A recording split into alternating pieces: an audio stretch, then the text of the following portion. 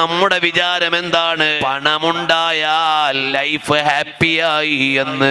കേവലം പണം കൊണ്ട് നമുക്ക് ജയിക്കാനാവില്ല. ഖുർആൻ ഒരു പണക്കാരനെ പരിചയപ്പെടുത്തിയില്ലേ? ഖാറൂൻ. അയാള് പണം കൊണ്ട് ജയിച്ചോ? ഇല്ല. അധികാരം കൊണ്ട് നമുക്ക് പ്രതാപം കിട്ടുമോ? ഇല്ല.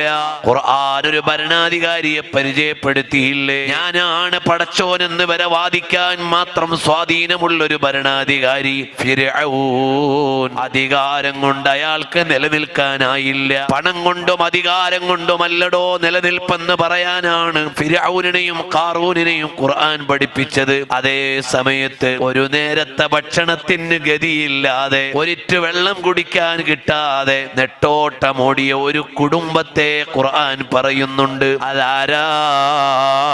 ഖലീലുല്ലാഹി ഇബ്രാഹിം അലൈഹിസ്സലാം,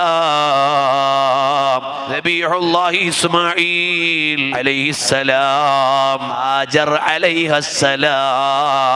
കൊട്ടാരത്തിൽ വസിച്ചവരല്ല, സപ്രപഞ്ചത്തിൽ ജീവിച്ചവരല്ല.